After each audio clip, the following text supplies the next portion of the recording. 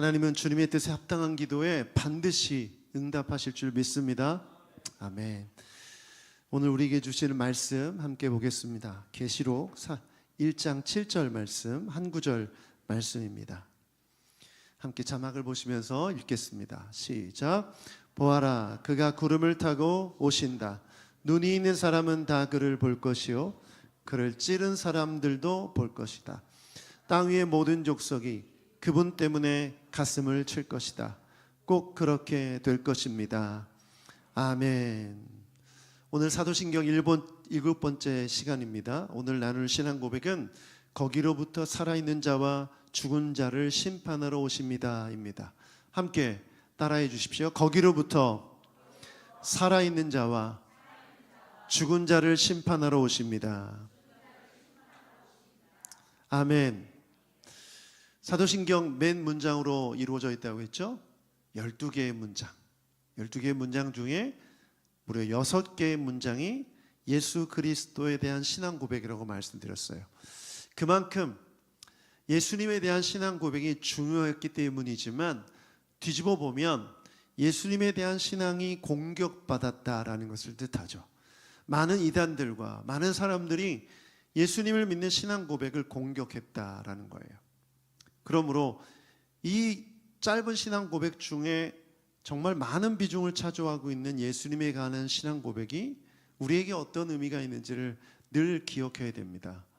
특별히 오늘 함께 나눌 이 신앙 고백은 예수님의 신앙 고백에 있어서 정말 중요한 의미를 차지합니다.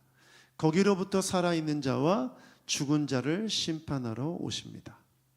여러분, 많은 사이비와 이단이 무엇을 가지고 사람들을 미혹합니까? 네, 말세, 종말, 재림이에요. 이 여러 가지 키워드는 다 어디에 속한 거예요? 바로 미래에 속한 것입니다. 무슨 말이냐면 사탄과 마귀가, 사탄이 우리의 믿음을 공격할 때 가장 약한 지점을 공격한다는 거죠. 우리가 예수님에 대한 신앙 고백을 할 때 예수님의 탄생, 죽음, 부활, 승천, 이 모든 것들보다 예수님의 재림, 심판이 약한 고리예요. 그 이유는 미래에 속한 것이기 때문에. 이미 예수님이 이 땅에 태어나셔서 죽으시고 부활하시고 승천하신 것은 기록도 남겨져 있고 목격자들이 있습니다. 그러므로 이것을 통해서 얼마든지 우리는 사탄의 공격을 방어할 수가 있어요. 그런데 미래에 속한 예수님이 다시 오실 것이고 심판하실 것이라는 것은 아직 이루어지지 않았기 때문에 우리가 주님을 향한 신앙 고백이 약한 지점에 속합니다. 약점이라는 거죠. 그래서 끊임없이 마귀는 이 지점을 공격하는 거예요. 그래서 사이비들, 이단들이 심판에 대해서, 말세에 대해서, 종말에 대해서 많은 사람들을 공격하고 미혹하는 거죠. 어렸을 때 권투 경기를 보면 버팅이라는 것이 생겨납니다. 버팅이 뭔지 아세요? 선수가 선수끼리 격투기에서 일어나는 일인데 이마와 이마가 부딪히면 여기가 찢어진 거예요. 눈 주변에. 그럼 피가 흐르게 되죠. 그러면 그 피나는 부분을 계속 공격하는 거예요. 통증이 있다 보니까 맞으면 또 아프니까 가드가 이렇게 올라가게 되면, 가드가 올라가면 또 배를 또 공격하는 거죠. 배가 아프니까 또 내려가게 되면 또 위를 공격하는, 이게 하나의 어떤 작전인 거죠. 그래서 제가 1996년, 97년에 아주 유명한 권투 경기가 있었습니다. 여러분 혹시 타이슨이라고 아세요? 타이슨이라고는 사람을 아는 분들은 격투기를 좋아하시거나 옛날 분들이죠. 아주 유명한 헤비급 권투 선수인데 천하무적이었습니다. 이길 사람이 없었어요. 그런데 이 사람을 이긴 사람이 있었는데 그 이름도 거룩한 홀리필드라는 사람이에요. 이름이 홀리필드예요.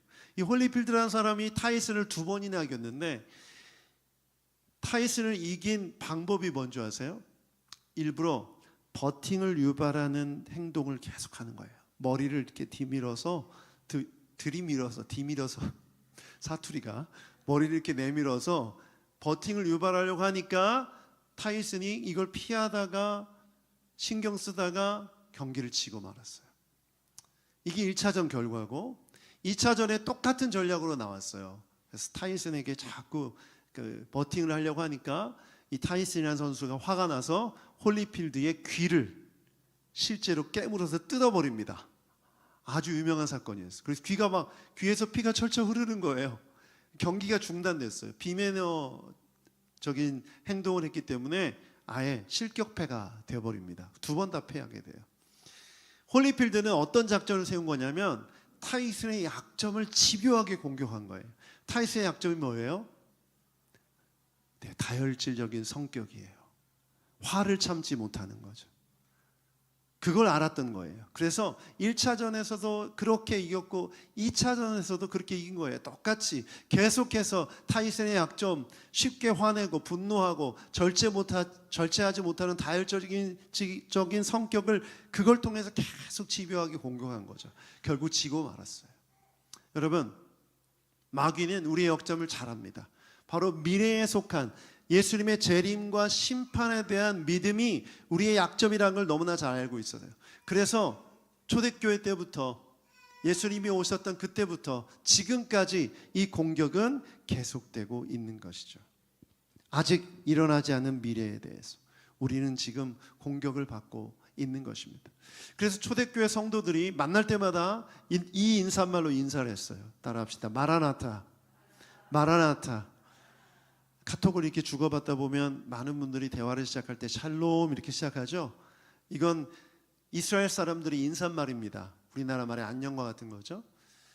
그런데 초대교회 성도들은 만날 때마다 마라나타 이렇게 인사했어요. 마라나타. 무슨 뜻이죠?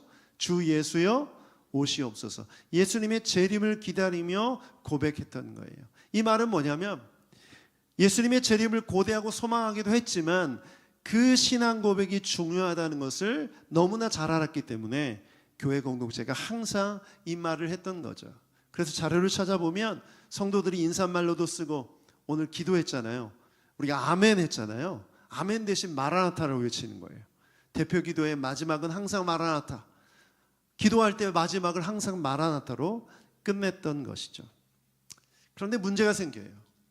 이 약점으로 여기는 예수님의 재림과 심판이 늦어지는 겁니다. 초대교회 성도들 입장에서는 너희가 본 그대로 속히 오리라 말씀하셨기 때문에 예수님의 재림이 자기들이 살아있는 동안에 이루어질 줄 알았어요. 그런데 예수님이 다시 오시지 않는 거예요. 자꾸 늦어지는 거예요. 얼마나 늦어졌냐면 12사도들이 다 죽어가는데도, 순교당하고 다 죽는데도 늦어지는 거예요. 그리고 마지막 사도 요한이 남을 때까지도 예수님이 다시 오시지 않는 거죠. 또 하나의 문제가 있었어요. 기독교를 박해하는 황제와 그 세력들이 점점 더 강해져 가는 거예요. 그들이 가지고 있는 권력으로 계속해서 교회를 핍박하고 있고 그 핍박의 강도가 심해져 가는 거죠. 예수님이 다시 오신다고 했는데, 속히 오신다고 했는데 더디 오시고, 또 박해의 강도는 약해지기는커녕 더 강해지고 세상의 권력자들은 더 악해지고 신앙을 지키는 일이 너무나 힘들고 어려웠던 거죠. 그래서 이 약점을 마귀는 계속 파고들었던 겁니다.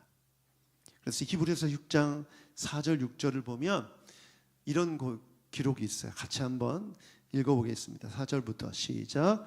한번 빛을 받아서 하늘의 은사를 맛보고 성령을 나누어 받고 또 하나님의 선한 말씀과 장차 올 세상의 권능을 맛본 사람들이 타락하면 그들은 새롭게 돼서 회개에 이르게 할 수 없습니다. 그런 사람들이야말로 하나님의 아들을 다시금 십자가에 못 박고 욕되게 하는 것이기 때문입니다.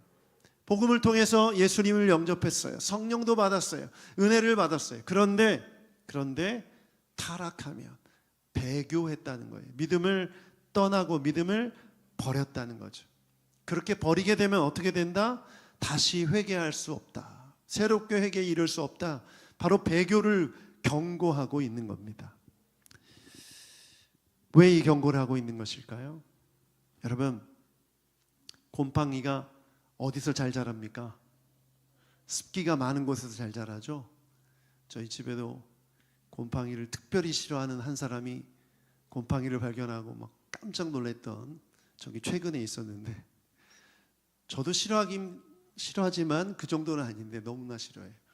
그런데 이 곰팡이가 잘 자랄 수 있는 환경은 습도죠.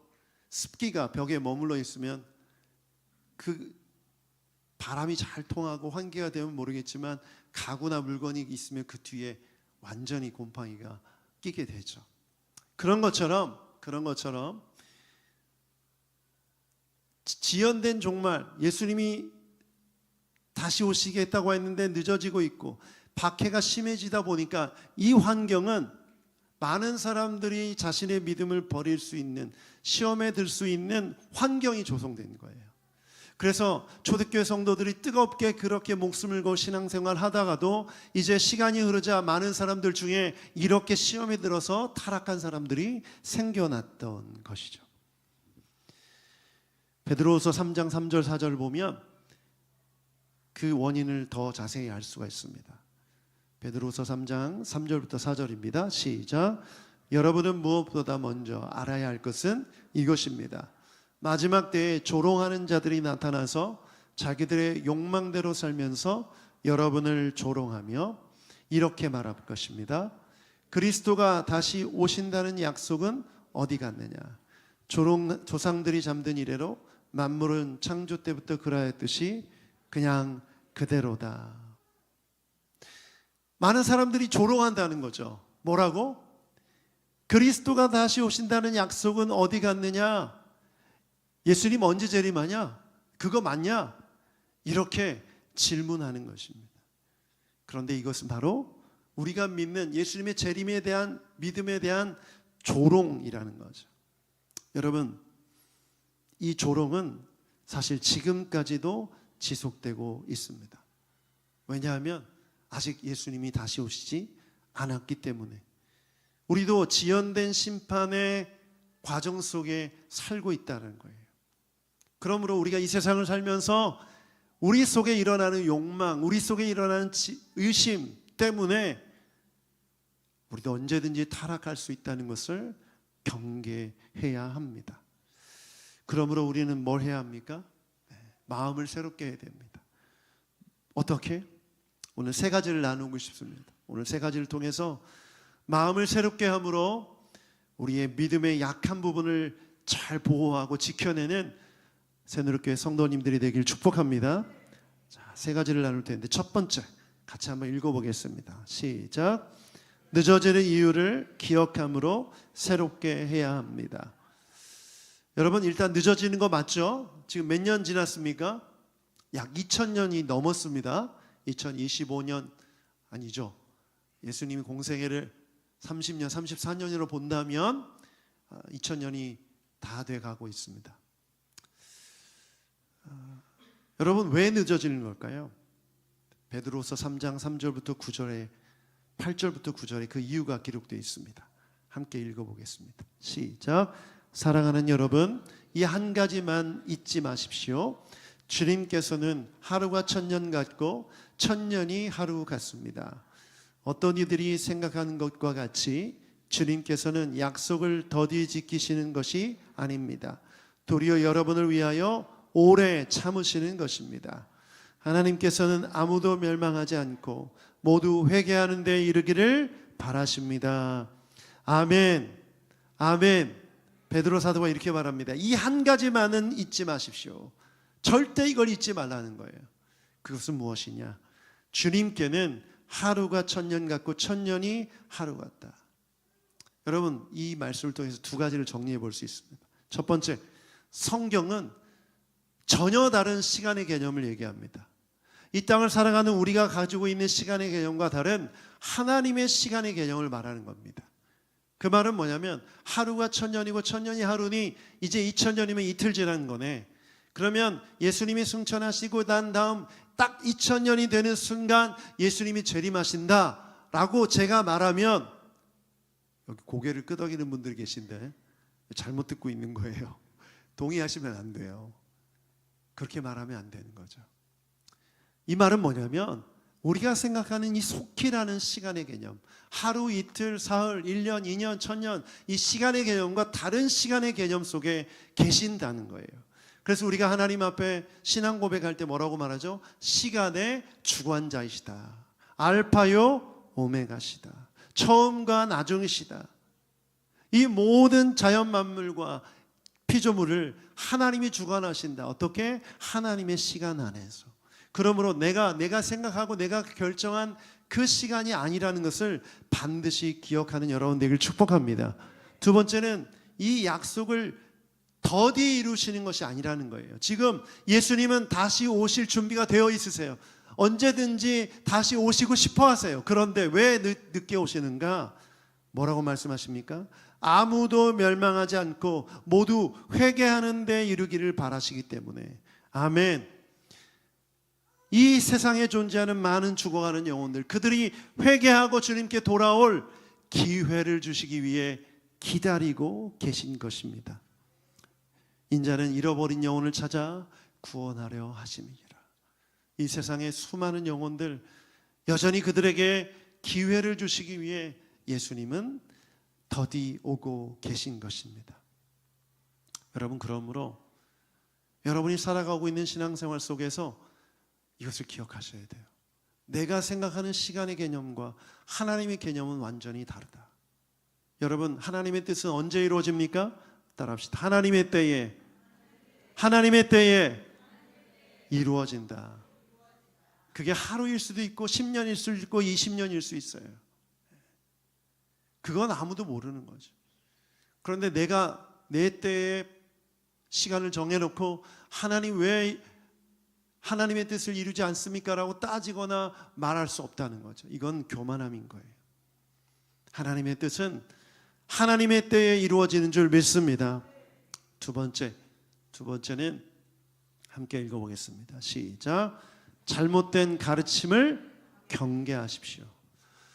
그 시대 때도 재림에 대한 잘못된 가르침이 있었지만 오늘은 지금 이 시대 속에 일어나고 있는 잘못된 가르침을 두 가지만 나누고 기도했으면 좋겠습니다. 첫 번째는 재림의 시기에 대한 잘못된 가르침입니다. 여러분, 지금 우리가 살아가고 있는 시대 속에서 이 재림의 시기에 대해서 주장하는 두 가지 주장이 있어요. 첫 번째는 뭐냐면 이미 재림했다라고 주장하는 사람들이 있습니다. 다 사이비예요. 지금 신천지 재림했다고 주장하죠. 자기가, 교주가, 이만희가 자기가 재림주라고 말합니다. 그리고 안상홍 증인회의 안상홍도 자기가 재림주라고 말해요. 그리고 통일교회 문선명도 재림주라고 말해요. 이단들의 특징, 사이비의 특징은 재림했다고 말합니다. 자기가 재림주라고 말해요. 두 번째는 재림을 할 건데 언제 할 거다라고 특정하는 사람들입니다. 지금도 계속해서 시간을 특정하는 사람들이 많이 있습니다. 제가 아까 예로 말씀드린 것처럼 하루를 천년장국거를 이렇게 해석해서 시간을 특정해서 성경을 문자적으로 해석하는 사람들이 있어요. 이거 굉장히 위험한 해석이고, 이런 주장하는 사람이 있다면 토론하거나 대화하려고 하지 말고 따라합시다. 도망갑시다. 왜 도망가야 됩니까?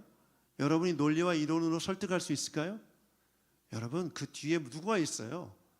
그 주장을 하는 사람 뒤에는 마귀가 있어요. 사탄이 있어요. 따라합시다. 사탄은 우리가 이길 수 없다. 여러분 못 이깁니다. 여러분의 능력으로는 못 이겨요. 일단 피해야 됩니다. 예수 그리스도의 능력으로는 이길 수 있지만 여러분의 지력과 여러분의 능력으로는 이길 수가 없어요. 그러므로 그런 주장하는 사람이 있다면 피하십시오. 더 이상 언급하지 마십시오. 그러므로 재림의 시기에 대해서 이미 재림했다, 언제가 재림의 시기다 이렇게 말하는 것은 다 거짓말입니다. 잘못된 가르침입니다. 두 번째, 재림의 장소에 대한 부분입니다. 재림의 장소를 주장하는 사람들 중에 예루살렘 재림설을 주장하는 분들이 계세요. 예루살렘으로 재림하신다. 그러므로 우리는 예수님의 재림을 보기 위해서는 예루살렘으로 가야 한다. 비행기 티켓을 끊어라. 예루살렘에 집을 사라. 이런 말하는 사람, 제 말을 들으면서 좀 황당하다는 표정을 짓는데, 여러분 실제로 이런 주장하는 사람이 있습니까? 없습니까? 있습니다. 가끔 교회에 전화가 와요. 거기 새누리교회 맞냐고. 그러면 맞습니다. 그랬더니 그러면 그 교회가 집회를 하는데 그 집회가 언제냐는 거예요. 그래서 우리 교회는 집회를 계획한 적이 없는데 그 날짜를 물어보면 이 교회는 저 강북구에 있는 교회를 뜻하는구나. 같은 이름을 가진 교회가 있는데요. 이 교회는 예루살렘 재림설을 믿습니다. 너무나 황당하고 당황스럽죠. 여러분, 이게 멀리 있는 얘기가 아니라, 황당한 얘기가 아니라 지금 우리 주변에서 가까이에서 일어나고 있는 일이에요. 이 사람들이 주장하는 논리는 이렇습니다. 여러분, 바울 사도를 비롯해서 사도들이 어느 쪽으로 복음을 전했어요? 예루살렘 서쪽으로 갔죠. 서쪽으로 가서 유럽을 복음화시키고, 유럽에서 미국으로 가서 미국이 복음화되고, 이제 미국에서 복음이 아시아로, 동아시아로 왔고, 동아시아에서 이제 계속해서 서진해서 어디로 가야 된다? 예루살렘까지 간다. 그러므로 예루살렘이 마지막 복음화되어야 될 곳이고, 그곳이 복음화가 되면 예수님이 재림하신다라는 논리예요. 끄떡이시면 안 된다고요. 동의하시는 거 아니죠? 그런 주장이 있구나. 여기까지 괜찮아요. 근데 굉장히 일리가 있네, 이런 생각을 하는 분들이 계셔요. 이거 굉장히 큰 문제입니다.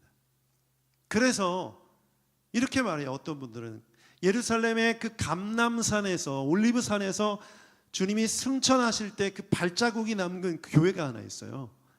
거기가 예수님이 승천하신 지점이니까 거기로 오신다는 거예요. 이렇게 주장하는 이유는 사도행전 1장 7절을 문자적으로 해석하는 거예요. 너희가 본 그대로 오시리라.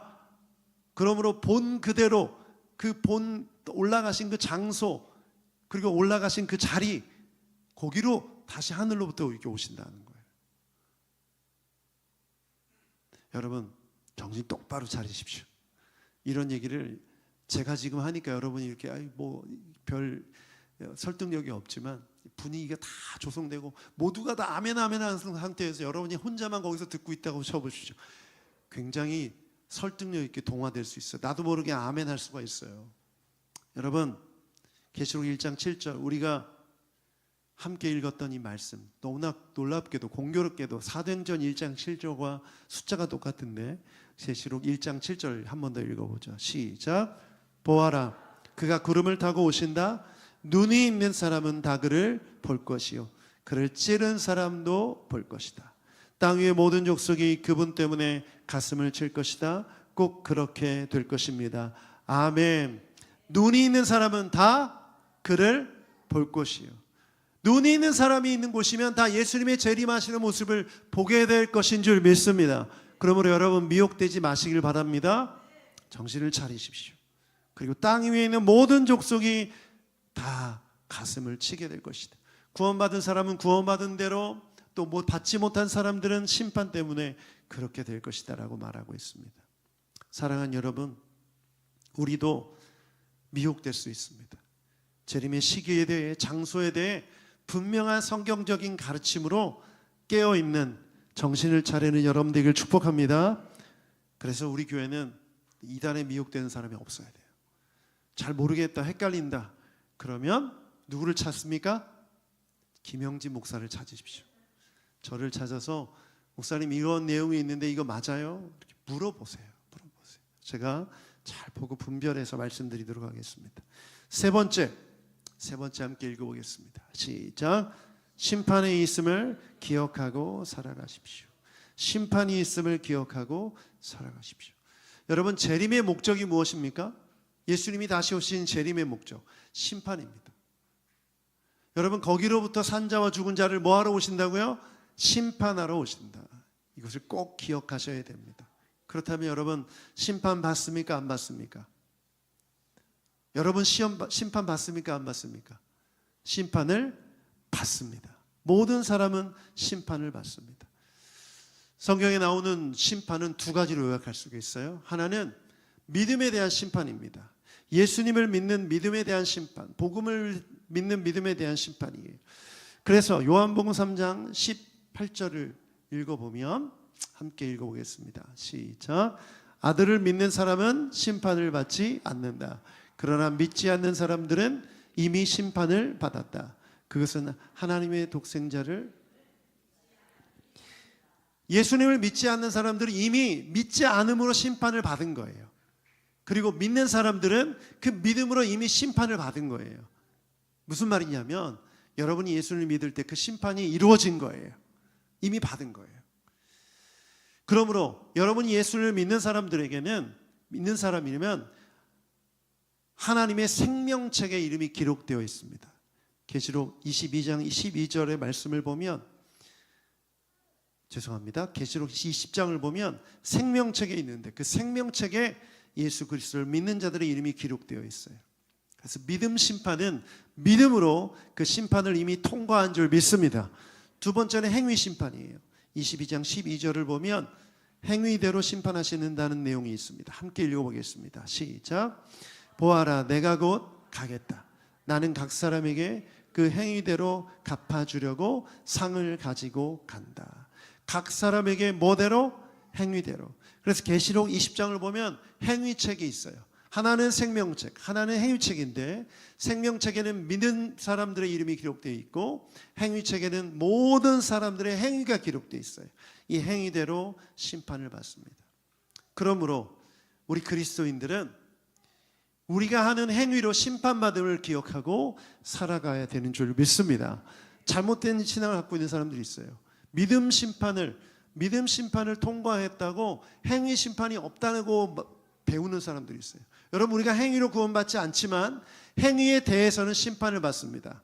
천국과 지옥이냐라는 것을 판단받지 않지만 보상, 상급이 따릅니다.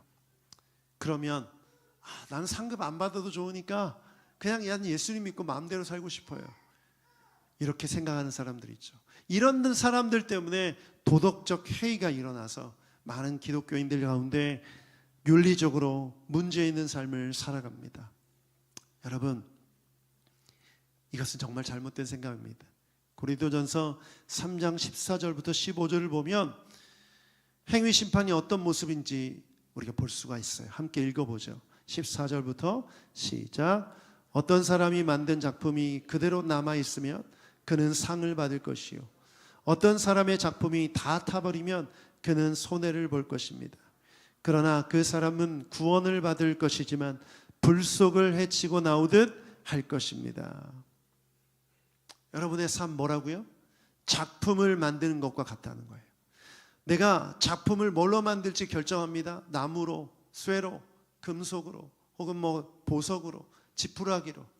각자 자기가 선택하는데 이 작품을 쌓아 올리면 나중에 불이 나타나서 심판할 거라는 거예요. 근데 그 불이 나타나서 다 태우면, 다 사라지면 겨우 구원받은 것처럼 불 속을 헤치고 나오는 것 같은 거라는 거예요. 그러나 그대로 남아있으면 상급을 받을 것이다. 제가 예전에 대학 다닐 때 제가 다니던 학교 단과대학이 옆에 미대가 있었어요. 그 미대 옆에 큰 공터에 막 쓰레기들이 막 많이 있었어요. 저는 이런 쓰레기들, 고철 덩어리들 이런 걸 왜 여기다 갖다 놓나 그런 마음이 있었는데 알고 봤더니 그게 미대생들 중에 조속과 학생들이 있었어요. 조속과 학생들이 거기서 납땜도 하고 망치질도 하고 막 톱질도 하고 그 작품을 만들기 위해 하는 일들인 거죠. 어떤 사람은 캔, 쓰레기잖아요. 캔을 다 모아다가 막 산더미처럼 쌓아놓고 그걸 막 분해해서 작업을 하는 거예요. 그러니까 멀리서 보면 쓰레기장 같은 거죠. 그런데 그게 1년, 2년 오랜 시간 동안 작업하더니 멋진 작품으로 세워져 있더라고요. 여러분, 인생은 그렇다는 거죠. 우리가 예수님 믿고 신앙생활함에 있어서 하나님의 뜻대로 내 인생의 작품을 하나하나 쌓아가고 연결시키고 만들어가면 그것이 주님의 뜻대로 한 것이라면 그대로 남아있고 그렇지 않은 것이라면 다 없어진다. 그것이 아무리 세상적으로 볼 때 아름답고 멋있어 보여도 이게 바로 고린도전서 3장에 있는 우리가 받을 심판에 대해서 보여준 말씀입니다. 사랑하는 여러분, 우리는 심판이 있다는 것을 알아야 돼요. 이것을 기억하고 이 세상에서 무엇을 내 인생에 놓을지 세울지 기도하며 하나님의 응답받고 살아가는 여러분 되기를 축복합니다. 그렇게 살아가면 타버리지 않는다. 그대로 남아있는다. 그러나 다 타버리면 겨우 불 속을 통과하면서, 여러분 불이 고통스럽습니까? 무섭습니까? 아니면 아무렇지도 않습니까? 두렵고 무서운 거예요. 상급에 대한 심판 또한 두렵고 무서운 심판임을 기억하고 여러분 이 세상에서 주님의 뜻 가운데 살아가는 여러분 되길 축복합니다. 마무리하면서 여러분 오늘 메시지는 딱 이거예요. 깨어 있으십시오. 깨어 있으십시오. 이 마지막 때에 다시 오실 예수님의 재림과 심판을 기억하고 마음에 새기고 깨어 하나님의 뜻대로 살아가는 여러분 되길 축복합니다.